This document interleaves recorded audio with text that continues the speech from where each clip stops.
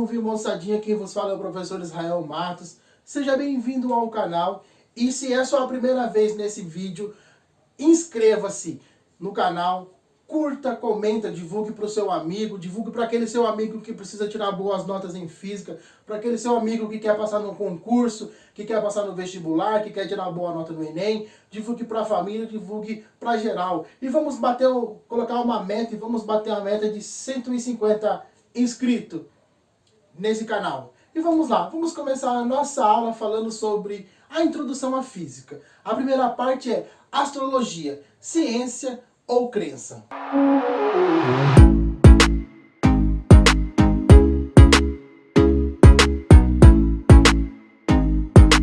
Astrologia, ciência ou crença? Vamos começar esse vídeo com 4 perguntas. A primeira pergunta é: quando um ramo do conhecimento é considerado uma ciência? 2. Será que a física sempre foi uma ciência? 3. Kepler, grande físico e astrônomo, também foi astrólogo? 4. Ufologia pode ser considerado uma ciência? Vamos responder cada uma dessas perguntas. A primeira pergunta: quando um ramo do conhecimento é considerado uma ciência? Qualquer estudo ou ramo do conhecimento só poderá ser considerado uma ciência se suas afirmações ou leis puderem ser verificadas experimentalmente. Isto é, se os estudiosos puderem inventar uma experiência capaz de comprovar aquela afirmação ou lei. 2. Será que a física sempre foi uma ciência? A física nem sempre foi uma ciência.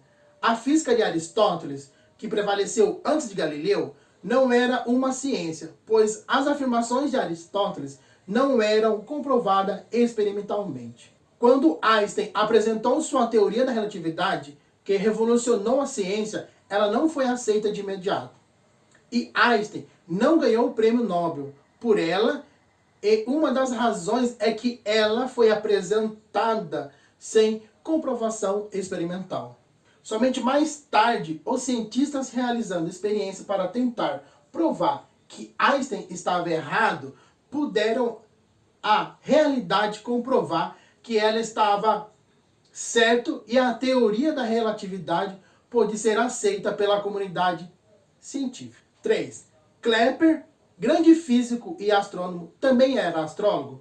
Moçadinha, é verdade que Kepler foi um astrólogo, mas será que a astrologia influencia na vida das pessoas? A resposta categórica é não, pois as afirmações da astrologia não têm comprovação experimental. Em realidade, Kepler foi astrólogo para ganhar dinheiro e teve sucesso até que um dia ele previu que um nobre poderoso iria ganhar certa batalha, e a vagarosa derrota deste encerrou a carreira de astrólogo de Kepler. 4. A ufologia pode ser considerada uma ciência?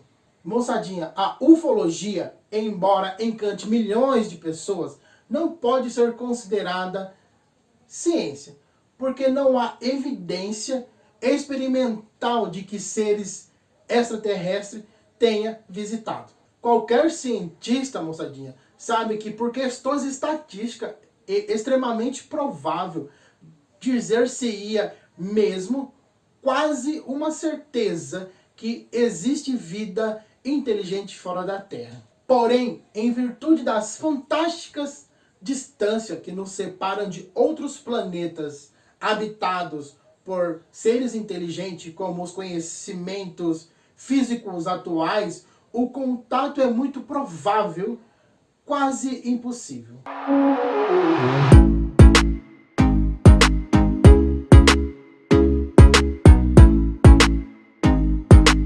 Método científico de Galileu. Foi Galileu Galilei, moçadinha, quem deu à física um caráter de ciência, com a introdução do chamado método experimental. O método experimental, moçadinha, baseia-se em 4 etapas.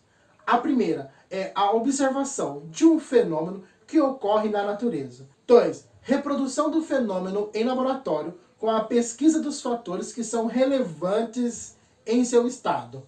3. Elaboração de leis físicas que possam explicar o fenômeno qualitativamente e de equação que possam traduzi-lo quantitativamente. 4. Comprovação experimental das leis enunciadas com a variação dos fatores considerados relevantes no estudo do fenômeno observado.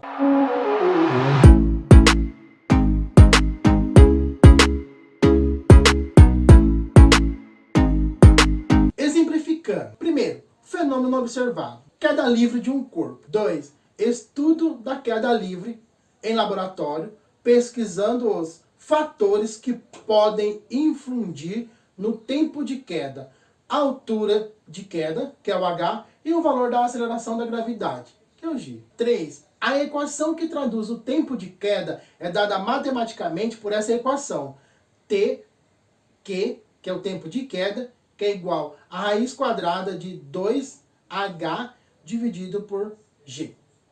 Essa equação é obtida sabendo-se que durante a queda a aceleração é constante, a aceleração da gravidade g, e usando-se a lei física que estuda os movimentos com aceleração constante. 4. Comprovação da validade da equação do tempo de queda com medidas feitas em laboratórios, variando-se o valor da altura de queda h. O tempo de queda, moçadinha, é medido com um cronômetro para diferentes valores da altura h. Em seguida, calculamos o valor teórico do tempo de queda utilizando a equação apresentada. Se os valores experimentais medidos no cronômetro concluírem pelo menos aproximadamente com os valores teóricos calculados pela equação dada, então a lei física foi comprovada experimentalmente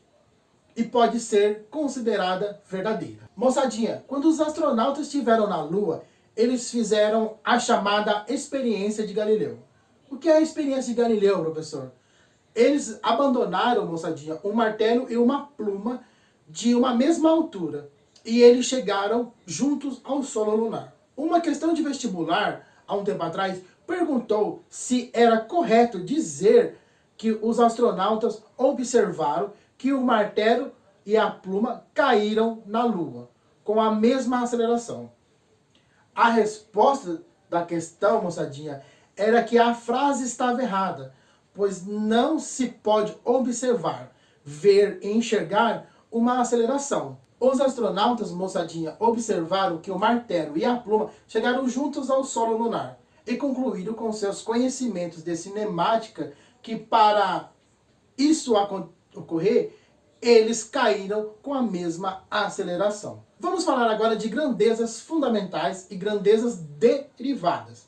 De um modo geral, moçadinha, chamamos de grandeza física toda a grandeza que pode ser medida. Vamos lá. Distância, tempo, massa, velocidade, aceleração, força, e aí vai. São grandezas físicas. Algumas dessas grandezas podem ser medidas diretamente.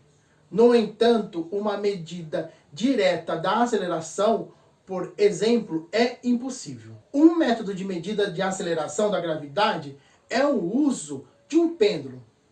Você pode amarrar um barbante a uma pedra, prendê-lo no teto e fazer a pedra oscilar. O tempo gasto pela pedra para ir e voltar é chamado de período de oscilação, que é o t. Demonstra-se usando as leis físicas que o período t para a oscilação com pequena abertura angular é dada pela equação. Vou colocar essa equação na lousa. Tá aqui, moçadinha, a equação pendular. Período de oscilação, que é o t, é igual a 2π vezes a raiz quadrada de L dividido por g. Portanto, podemos medir o valor da aceleração da gravidade, g, medindo-se o comprimento L do barbante com uma régua, o período de oscilação t com um cronômetro e, em seguida, aplicando-se a equação que relaciona as três grandezas, t,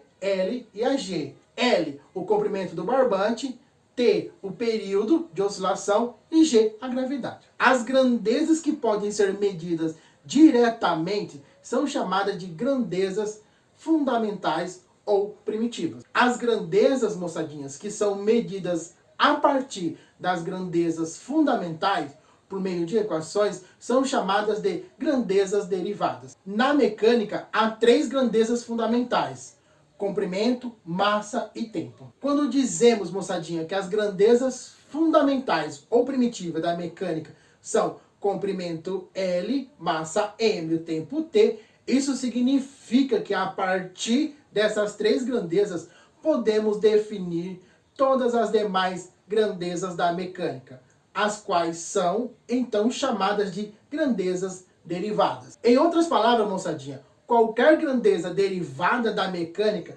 resulta de uma combinação adequada das 3 grandezas fundamentais.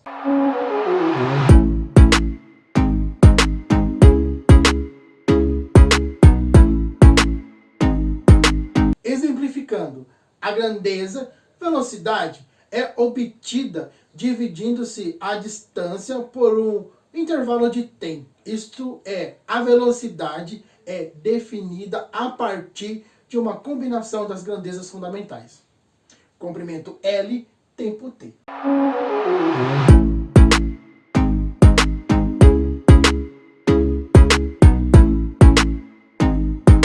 Conceito da grandeza fundamental, massa.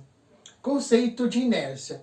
Inércia é uma propriedade da matéria que consiste na dificuldade que um corpo oferece à mudança de sua velocidade. Por exemplo, quando você chuta com a mesma força uma bola de borracha, uma bola de futebol, de campo e uma bola de salão, você verifica que as velocidades adquiridas serão diferentes.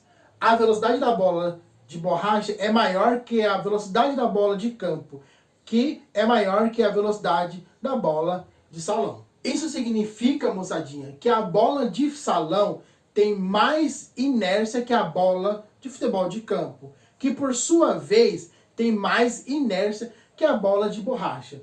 Uma das famosas leis de Newton afirma que um corpo livre da ação de força mantém sua velocidade constante, graças à propriedade chamada da inércia. Um corpo livre da ação de força mantém sua velocidade constante graças à propriedade chamada inércia. Conceito de atratibilidade. Todo corpo cria em torno de si o que chamamos de um campo gravitacional. Isto é, todo corpo é capaz de atrair outras forças chamadas gravitacionais. Newton traduziu esse fato dizendo que matéria atrai matéria. Essa capacidade de um corpo de atrair outros corpos por meio de forças gravitacionais é chamada de atratibilidade. Conceito de massa. Tanto a inércia como a atratibilidade são medidas por uma propriedade associada ao corpo que se convencionou chamar de massa. Quanto maior a massa de um corpo, maior é a sua inércia. Quanto maior a massa de um corpo, maior é a sua atratibilidade. A rigor, moçadinha, existem 2 conceitos de massa. Primeiro, é a massa inercial, medida da inércia. E 2, a massa gravitacional, que é medida da atratibilidade. Moçadinha, verificou-se que as 2 massas, inercial e gravitacional, associada a um corpo, era diretamente proporcional. Isso significa que se a massa inercial de um corpo A era o dobro da massa inercial de um corpo B, então a massa gravitacional de A também era o dobro da massa gravitacional B. Matematicamente, moçadinha, a massa inercial é igual a K vezes a massa gravitacional, onde a K é a constante de proporcionalidade. Para não complicar as equações físicas, adotou-se K, o valor 1, e admitiu-se que as 2 massas inercial e gravitacional teria o mesmo valor. Portanto, massa é uma propriedade associada a um corpo que mede a sua inércia e a sua atratividade.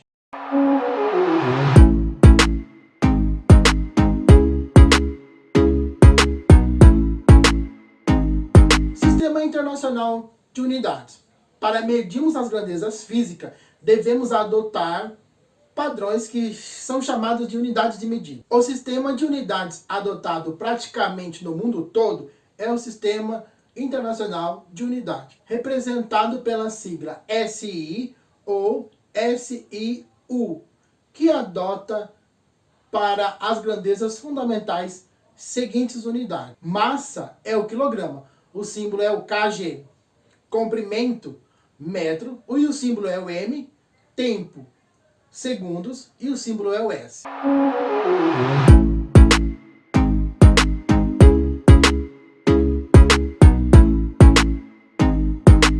Exemplo: define-se ano-luz como sendo a distância que a luz percorre no vácuo em um ano. A estrela mais próxima da Terra, excluindo o Sol, está a uma distância de 4,5 anos-luz. Isso significa que a luz da estrela gasta 4,5 para chegar até nós. A nebulosa de Caranguejo está a cerca de 6.500 anos-luz e resultou da explosão de uma estrela classificada como supernova. Esta explosão foi registrada por astrônomos chineses em 1054 d.C. A explosão ocorreu em que ano?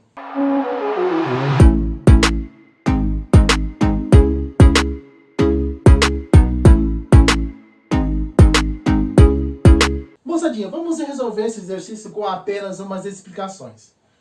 Como a distância da nebulosa até a Terra, moçadinha, é de 6.500 anos-luz, e a explosão ocorreu 6.500 anos antes de ser detectada na Terra, isto é, 6.500 anos antes do ano de 1054, que foi o ano que eles nos deu. Para a gente saber qual foi o ano que ocorreu a explosão, basta a gente fazer uma conta bem simples, uma conta de subtração. Como assim, professor? Eu vou pegar o ano em que os astrônomos chineses detectaram, que foi 1054, e vou pegar menos 6.500 anos antes de acontecer. E vou fazer essa subtração. Vamos lá. Coloquei aqui, moçadinha. Então, T é igual a 1054 menos 6.500. É uma conta de subtração. Qualquer palmeirense faz essa conta. Vamos lá. T é igual a menos 5.446 anos antes de Cristo. Professor, mas aí deu negativo. Meu ano deu menos 5.446 antes de Cristo.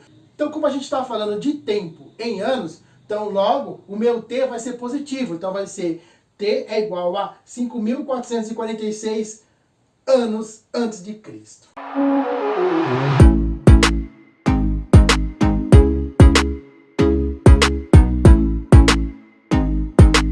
Exemplo: parsec é uma unidade de medida frequentemente usada na astronomia, correspondente a 3,26 anos-luz.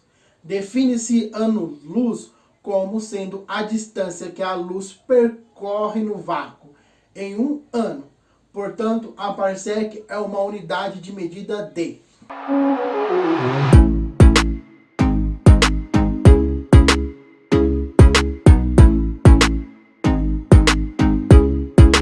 Moçadinha, nesse exemplo, ele quer saber a unidade de medida do parsec. Mas vem comigo. Anos-luz é a distância que a luz percorre no vácuo em um ano. Foi isso que ele me falou no exemplo. E o parsec tem as dimensões do ano. Então, se o parsec tem as mesmas dimensões do ano, logo a unidade de medida do parsec é a distância, que dá a letra D.